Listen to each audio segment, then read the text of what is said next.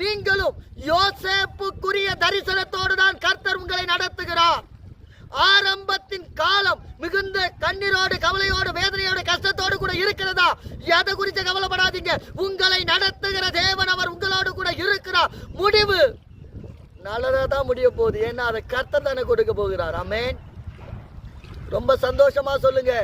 என் வாழ்க்கையில ஆரம்பம் எல்லாருடைய கண்களுக்கு முன்பாக ரொம்ப அற்பமா தான் இருக்கு. ஆனா அது முடிவு நான் ஆராதிக்கிற பரலோகத்தின் தேவன் எனக்கு கொடுக்கிறபடியினாலே உலகமே வியந்து பார்க்கிற அளவுக்கு, உங்க தேசமே திரும்பி பார்க்கிற அளவுக்கு, உங்க தெருக்களில் உள்ள எல்லா ஜனங்களும் இப்படியும் தேவன் செய்வாரா என்று ஆச்சரியப்படும்படி உங்க வாழ்க்கையில கர்த்தர் முடிவை ஆசீர்வாதமாய் கொடுக்க போகிறார். கையை உயர்த்தி சொல்லுங்க, என் தேவன் என் பட்சத்தில் இருக்கிறார்.